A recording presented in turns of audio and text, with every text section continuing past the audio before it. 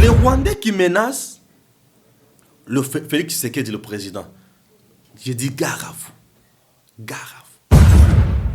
Selon ma coulisse, autour de la justice, après avoir compté le dossier, Monique Vital Kamere a cocu Kozoa. Et tout il y a 16 ans, qu'on négocier, et comme il y a 3 ans, tant que ça appelle mon sous et ceux qui ont 4 ans, 3 ans en prison. Comme le sénateur est dans le pouvoir, il doit récupérer sa place. Puisque Kota Naye Zalaka déjà. Ah oui. Dans la négociation, il y a FCC Cash. Quand il était encore dans FCC 5 avant Babundi Saye, Kota Naye Zalaki. Et ce quota-là a été utilisé abusivement par le frondeur. Vous voulez qu'on fasse quoi? Doit soutenir Félix, on doit soutenir Félix. Puis soutenir Félix aujourd'hui, c'est soutenir l'émergence, c'est soutenir le développement de ce Congo. Chers compatriotes, merci de suivre nos vidéos. Mais ce n'est pas tout. Encouragez notre travail. C'est simple pour le faire. Abonnez-vous. Appuyez surtout là où c'est écrit abonner. Vous appuyez une seule fois et vous vous abonnez. Appuyez également la cloche. Oui, appuyez la cloche pour recevoir toutes les notifications de nos publications. Vous abonner, c'est nous encourager. Merci de votre fidélité à Edem TV officiel. Merci à vous tous qui nous suivez de partout. Merci, chers Congolais. Merci beaucoup. Puisque vous êtes toujours là, vous vous abonnez, ça nous fait énormément du bien. Merci, puisque d'ici peu, nous aurons 2000 abonnés grâce à vous. Vous tous qui nous faites confiance, nous vous remercions. Et nous allons continuer toujours avec ces combats. C'est parce qu'on dit, l'espérance appartient à ceux qui luttent. Nous luttons pour un état de droit. Nous accompagnons le président Félix Tshisekedi pour atongela bisomboka. Pour président ce qui a tongimboka oyo malamu bandeko. Avec son impulsion, bien sûr, gouvernement Asali Moussala ya Malonga, je vous dis, ba Congolais bazana kimia. Tokozala nesengo. Bitumana ngeze kokota na gouvernement te. Eza ya ba Congolais ba vivre malamu. Raison pour laquelle moi je soutiens le président Félix pour atonga mboka.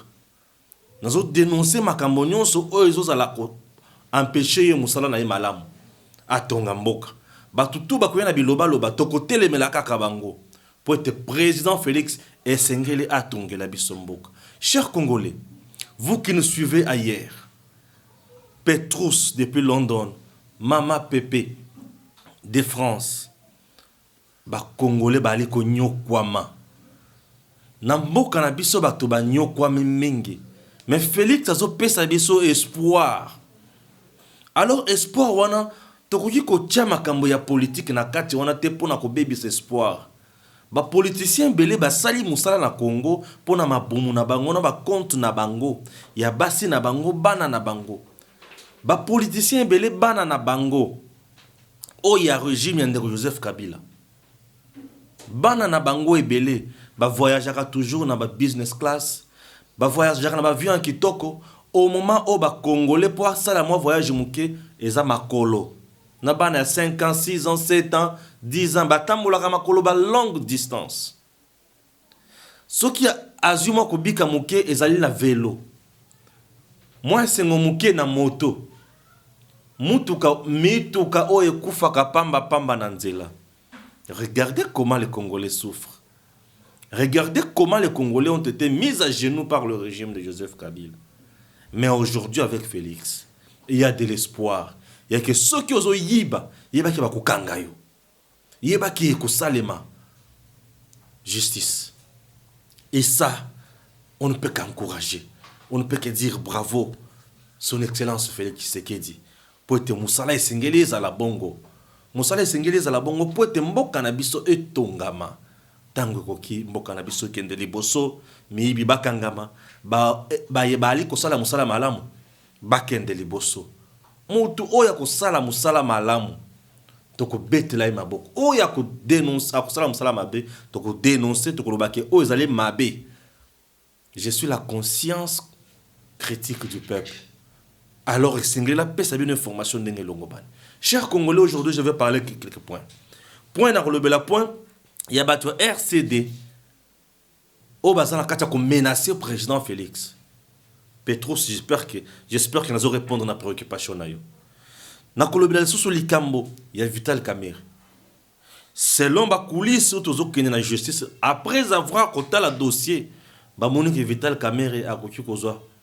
Et tombe il y a 16 ans, bah qu'on négocier, et comme il y a 3 ans, tant que ça sali sous appel mon sous et ceux qui ba 4 ans 3 ans en prison.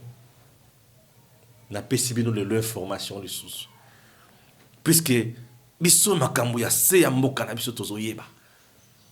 Puisque le procès à Vital Kamerhe Sengeli épais sa image à la justice congolaise. Et Sengeli est là qui s'est mindele ou maintenant qu'on soutenir bisoke en RDC à la justice. O ya ko yiba mbongo o bino boko financer na mboka. Et vous allez en prison. C'est un procès qui va laver l'image de la RDC. Je commence avec le procès de Vital Kamerhe. Ce procès va laver l'image de la RDC. La RDC est réputée un pays de corrompus et corrupteurs, de détourneurs de deniers publics, de pilleurs de deniers publics. C'est ça la RDC que Joseph Kabila nous a laissé avec ses acolytes. Un pays de détourneurs, de deniers publics. Un pays, il n'y a pas de personne qui peut mbongo, qui va détourner.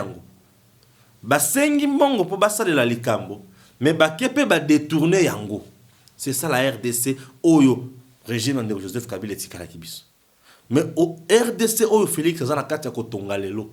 Et c'est que ceux qui te sengi mbongo, ceux qui va soutenir biso na mbongo, et sengi mbongo wana et sala mosala. Vous voyez un peu, c'est deux systèmes politiques différents. Alors, ce système de Félix, c'est un système qui va apporter le bonheur aux Congolais. C'est un système qui va amener ce pays à l'émergence. C'est un système qui va nous aider beaucoup, beaucoup, beaucoup. Ceux qui n'ont pas maman ou été à mapa na coin, abandé koleka, na mapa ebele a combien de dépôt na ya mapa. Pourquoi te mapa isa sonité. Mais zo comme passe l'air mtazo te kalipa moko, azo zela po bana balia. Mais ceux qui maman ou été à mapa na coin, a combien de capacité, ya kosala dépôt ya mapa. Bato bazo kosoma mapa ebele kuna na ba diversité ebele et comme kitoko et comme lokum sonye sili. Est-ce que vous voyez un peu ça? Puisque na montazo teka makala bango tuana bazana tina na kati ya société mais esengeli base la peine ba droit na bango base la peu bien rémunéré.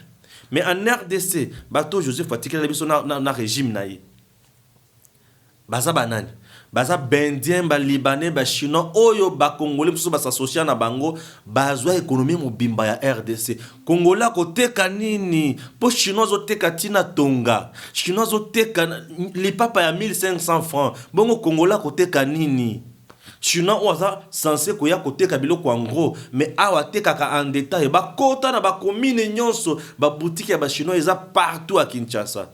Congolais ko teka nini dans l'économie oyo bato batikela biso epa ya matata ponyo. Après avoir kosala musala mabe na beseko, après avoir kosala biso ba cheval blanc oya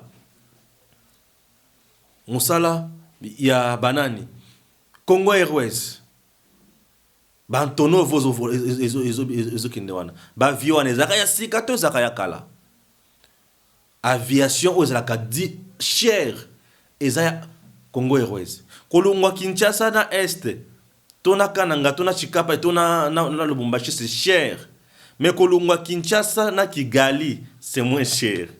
Tala niveau na quatre pays pour lungwa province à une autre province très cher avec Congo Airways nous laisser par Matata qui était le DG à Congo Airways ça qui monte Matata ou à Chaka Place wana qui a eu une gestion totale. Congo Airways l'air zaki na mindele les bandele makambo zaki malamu non là c'est na Transco mindele zaki malamu mais le transfert comme wapi par terre. Pourquoi? Puisque Matata souhaita qu'on pèse à Congolais batunaye bande konaye ba boma société à l'état. Ces messieurs doivent répondre devant la justice. Nandinga mabete mais mbongo ba Congolais zaki dilapidé pillé systématiquement et nous ne pouvons pas accepter ça. Bon moni makambo obiso to dénoncer. Pour n'emboka na biso etambola. Le président Félix est le président béni. L'homme qui vient porter des solutions aux Congolais. Il hérite un pays détruire un degré mon qu'on vous voulez qu'on fasse quoi? Toi soutenir Félix, c'était... On doit soutenir Félix. Puis soutenir Félix aujourd'hui, c'est soutenir l'émergence, c'est soutenir le développement de ce Congo. Donc, pour ce caméra, et qu'on lave image à ma baie, oyo, bato batika pour la RDC. Vous comprenez? Maintenant, tant que tu continues à coulisses de la justice, bah lobby na biso bah fait oyo bazali ko reprocher ndeko kotal caméra. Nan ndenge batunyo so ba sambi, cher Congolais. Il semblerait que Vital Kamerhe bako beta ina no 16 ans de prison, l'air ko kende na appel ba kiti 6 mois 7 ans, l'air bako kende li sous un appel sous yasuka et comme moi 3 ans, 3 mois 4 ans. Mais pour condamner, il sera condamné. Il ne sera pas quitté. Puisque justice est kangi ba biloko belé. Bino ba monika ka bato ba sambi ba lobby français non, il y a eu des bavures, l'homme sera condamné. Et maintenant yoka sikoyo tournir ya dossier wana.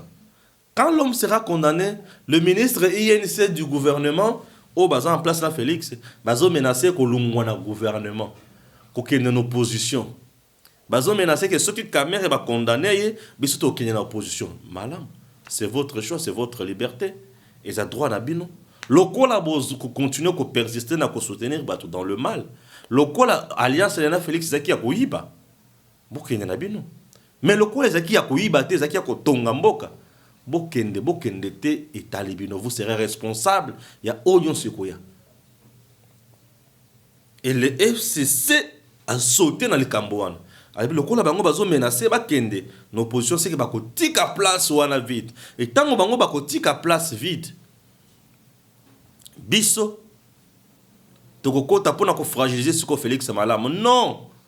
Félix c'est qu'on a boyé bina yenyon son aipsa ki bino ki monta ko remplacer INC et kozala AFDCA avec le professeur sénateur Bahati Lukwebo. Puisque na gouvernement okoya, c'est le batio na ngana kota na otuna be kozala ndenge nini bazo bisa ngana Stéphane et sengeli Bahati akota na gouvernement. Oui, effectivement, le sénateur professeur Bahati doit intégrer le gouvernement. Il a sa part. Il doit intégrer ce gouvernement après remaniement des Salema. Le professeur doit intégrer le gouvernement. Le quoi la bataille ne sait pas quoi. Professeur Azonga Kakawana, le quoi la obédience déjà presque Félix. Azonga pour soutenir Félix. Et bah mon salaire qui est les boss. Je sais que AFDC a d'abord la constitution, la cour constitutionnelle, à cause de gain de cause, puisque regroupement Isaïe. Mibe Komakamonyo so Isaïe batunyo so baebi que AFDC appartient au professeur sénateur Bahati Lukwebo. Et c'est connu. Voilà quand on a ça le juge basa devant conscience na bango. Le kola ba tribunal oyo makambo caméra 100 jours et comprendre déjà que esengele ko kangamot oyo puisque bendis il y a détournement et za makasi. Donc ce qui est salungwe Bahati Lukwebo, le sénateur professeur sera là avec son regroupement AFDCA. Alors, les imposteurs ont se bakenda ko sakana regroupement ya batu. Ce qui baye ko senga bolimbi c'est pas ya professeur sénateur Bahati Lukwebo te ba ko perdre mandat na bango. Le professeur sénateur Bahati Lukwebo à sa place dans le gouvernement oyo ce qui remaniement est bandi. Et selon basini nanga na ebiki akozwa. Il faut Azoa. Il mérite sa place. Il est dans les institutions. Le sénateur n'est pas dans l'opposition. Comme le sénateur Bahati est dans le pouvoir, il doit récupérer sa place. Puisque Kota Naye Zalaka déjà. Ah oui. Dans la négociation, il y a FCC Cash. Quand il était encore dans FCC 5 avant Babundi Saye, Kota Naye Zalaki. Et ce quota-là a été utilisé abusivement par le frondeur. N'en coule les autres. Le frondeur. Bah utilisant mot abusivement. Il faut ezonga na maboko ya mutu oyo azana yango. Et ça, c'est justice. Et c'est justice. Oui. Et ça m'a c'est justice. Nazonga makambo kamere. Donc, tango bango ba kolungwa na gouvernement, ils vont perdre encore lamentablement. Les barazons en opposition, c'est bien. Mais avant bokende bozo en opposition, to yebi très bien que ba ministre na bino ba Giraki. Mon cousin na budget, mon sous en affaires foncières, communication, mon sous se consort. Il faut tout ça la audit. Ah, maman le zaka bongo. Oh, règlement de compte. Non, bongo peuple congolais. Et sous c'est un règlement de compte. Il faut que ça la audit. Basali audit ya oyo bo Giraki. Ce qui bo Giraki malamu, bravo. Mais ce qui bo Giraki mabe bo kanisi ki ah bo ko na place te ba ko ngabi no bo ça la fuite en avance. Justice se saisir na dossier wana, vous se retrouver dans makala. Makala wana il faut étendre na bakulu na cravate, bato ba bo mambo koyo et sengle ba se retrouver dans makala. Makala wana eza sika ya bakulu na mike wana te, ya bato muto ayibili pa ya bato pona nzala se retrouver dans makala te. Makala eza na bosenga ya bato bazoyi ba misolo ya l'État. Na lobi misolo ya l'État bazala kuna na makala. Cette justice, ce procès, condamnation à Cameroun et que sunga peuple congolais sur le plan il y a d'investisseurs baya pour bakolobanine un investisseur a besoin de la sécurité juridique. Un investisseur a besoin de la sécurité normale. Un investisseur a besoin ya makamon balewana pour akende liboso. Sécurité juridique c'est-à-dire quoi? Ayebi ki ceux qui n'aient qu'à investir na mboka wana code na bango ya travail ezo prévoir boy. Ngai tango na ko investir na ko sala boy et population na ko gagner boy. Ngai pe na ko gagner boy. Et c'est ça. Puisque c'est un business, il ne vient pas faire la charité ou les dons. Il vient investir pour gagner. Mais il faut que l'État congolais gagne aussi et la population congolaise se retrouve aussi dedans. Et ça, le coup là, il y a battu, il y a kalawanate. Il y a que ceux qui investissent à Indien, la population ne se retrouve pas là-bas. La plupart des Congolais qui travaillent dans le magasin, maisons, boutiques, restaurants des Chinois, Libanais, Indiens, consorts, sont des gens qui souffrent. Sont des gens qui sont traités comme des crétins. Et ça, on doit accepter. On doit accepter de voir toujours les Congolais souffrir dans son pays. Non, ça, on ne peut pas accepter. On ne peut pas accepter et encourager voir les gens continuer à faire souffrir les Congolais dans leur pays. Wana Makamwakala, avec Félix, les choses doivent changer. Les choses doivent changer. Pourquoi? Parce que lui est là, c'est pour le peuple. Il n'est pas là pour sa famille. La preuve en est qu'il n'y a pas un ministre qui est membre de sa famille. Hein? Non. Non. Il est là. Il n'y a pas un ministre qui est membre de sa famille. Il n'y a pas les intouchables dans ces pays qui sont les membres de sa famille. Il donne à tout le monde l'opportunité de vivre correctement. Merci, Président Félix. Les Rwandais qui menacent le Félix Tshisekedi, le président, je dis gare à vous. Gare à vous. Un monsieur qui passe dans une émission, à l'objet, Joseph Kabila, ceux qui a Vanda, à Oumela, et Zapo, à Pessabiso, Bato Est, à Pessabiso, Bato RCD, les anciens rebelles, respect le coup, et comme ça. Il y a un autre tikaye avant dans la kimia nyonso. Ce qui Félix a Pessabiso, terre dans la kimia. Très bien. Ces messieurs doivent être interpellés par la justice. On doit arrêter ces messieurs. Bah, toi, Stéphane, toi, tu aimes trop Bakanga Batou. Non, je vais vous révéler des choses. Ceux qui aujourd'hui, à l'objet, Félix a revendu dans la kimiate, le coup, la zoko, tu na pouvoir. Très bien. C'est bien dit. On dit que c'est de l'abondance du cœur que la bouche parle. Il a parlé. Les insécurités, toujours dans vivre dans l'Est, on a toujours dit que c'est toujours les Congolais qui sont de mèche avec ces petits groupes armés pour insécuriser ces grands pays. Et aujourd'hui, voici l'un de leurs qui vient de se manifester. Il y a Kolobake, Tokotika na Kimiate. Kimia Obakotika te Félix Zakimia, Obakozanga Kopesa Félix Zakimia Nini. Bako continue toujours na Kobomana Est. Pour mon conscience, ça a toujours dérangé. Bako continue toujours na ko ravitailler ba groupes armés wana. Na mandoki, na mbongo, na biloko kolia, na biloko na bakisi, le médicament, le produit pharmaceutique. Bako continue na kopesa bango bilamba, ba survêt, na mali les consort. ndenge ba mesana ko pesa bango ba ko continuer ko tila bango ba enveloppe la bambongo pour ba futa ba miliciens on ndenge ba mesana ko pesa ba pour ba sala ba minéré ba boma ba congolais et ce monsieur mérite la prison. Il menace le président. Non mais écoutez, le garant, le magistrat suprême, le commandant des forces armées, le commandant suprême des forces armées, le numéro 1, l'homme qui représente à lui seul une institution politique, la première. Ah, on a courage au Tiwapi. On a courage au Tiwapi. Ce monsieur, on doit l'interpeller par le gens de la NER pour avoir information. Hein? En NER, boza wapi. Bo interpeller mutuwana o ya gangi bongo comme un chef de l'État. Na lobi bo kanga été bo interpeller nano. Boza bien information o yaza nango o biso toza nango te. Puisque quand il arrive à dire ça, c'est-à-dire quelque chose se prépare. Ce monsieur doit être interpellé. Ce qui est interpellé, bah yo qui est malade nano, de bah s'y rendre compte que azo sala bajete o sala bajete, mais il a sala bajete. Ces gens de l'Est. Comment Kolobaboy? RCD, un mouvement rebelle à son temps. Mais aujourd'hui, Robert Royela, non? RCD. Robert Royela, il était vice-président de ce pays. RCD. Robert Roy, depuis Kabila, est ministre.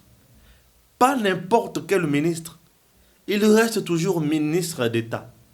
Depuis Kabila jusqu'à aujourd'hui. Donc, depuis les 18 ans de Kabila, Robert Roy, toujours dans les affaires. Vice-président, ministre, toujours le ministre d'État. Robert Roy. Il gagne beaucoup. Ça ne suffit pas. La géopolitique n'est pas respectée. Et aussi, sur RCD, ces pays vous appartient. Vous pensez que c'est toujours vous?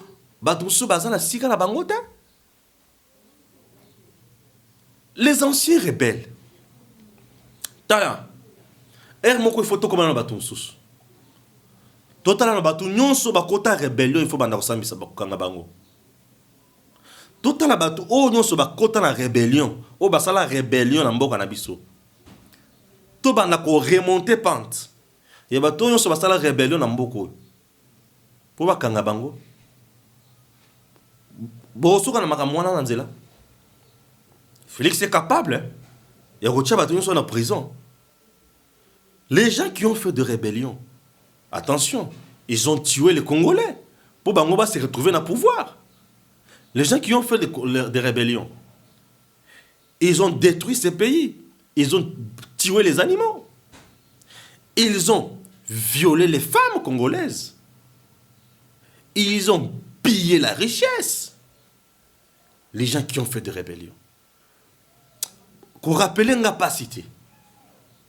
Qu'on rappelle n'a pas cité parce que quand je vois nos mamans, bazo violé bango.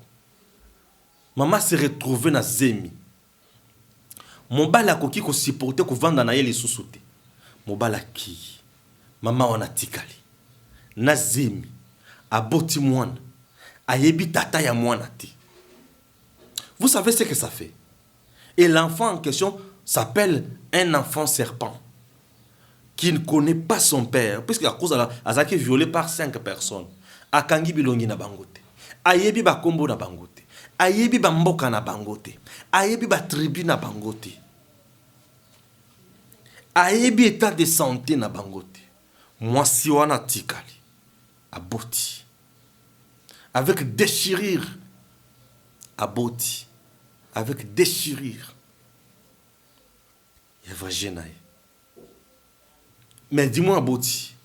Il a le courage d'allaiter cet enfant. Moi na paix à couler. Mais ayebi papa na été. Moi na pensé ayebi papa na été. Et quand ce monsieur se paye le luxe, il y a côté les mains, il faut se moquer des Congolais. RCD na rébellion na yami milabisoni namboku. RCD, ça veut les Alexis Tamemwamba, non? Bombarda. Avion. na ba Congolais, na ba Congolaises, na ba na les sous son akati. Bozo kaka pouvoir. Et le lo bozo na lix. Il y a comme menacé président. Mais attention, attention. Ne vous moquez pas des Congolais. Tout la moussa makambo wana te. Et il y a comme ça biso musika na makambo moko ya tinate. Toi na poste république kende liboso. Mais toko senga na président de la république. Tinenge ye moko boya ka ko fouiner wana. Moko la ko lamuka lobi aujourd'hui Félix Tshisekedi dit je dois fouiner. Yo ko vanda na RDC. Beaucoup qui m'embargout. Mais ces messieurs bazo menacé. Bazo menacé. Bazo menacé président. Mais c'est du n'importe quoi. Du n'importe quoi. Na longo wana.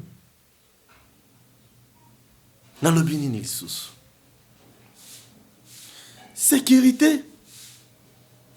Eza mutu ya mingi. RDC il faut mboka na biso etombwama. Ekende liboso.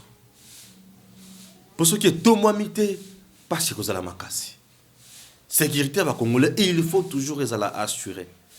Ce qu'ils allaient assurer et que vous allez passer bien.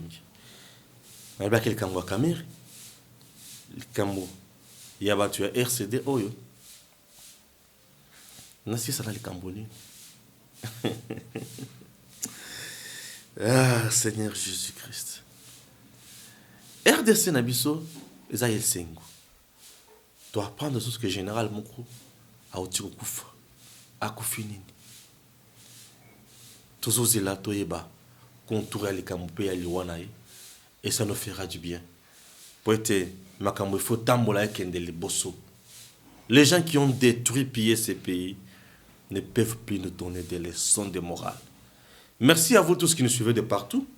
Merci à Gims. Merci à la grande famille. Nous sommes arrivés à la fin. Il y a émission Nabiso. Que Dieu bénisse la République démocratique du Congo et à très bientôt.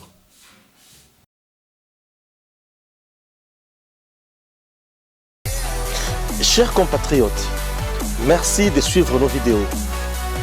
Mais ce n'est pas tout. Encouragez notre travail. C'est simple pour le faire. Abonnez-vous. Appuyez surtout là où c'est écrit abonner. Vous appuyez une seule fois et vous vous abonnez. Appuyez également la cloche.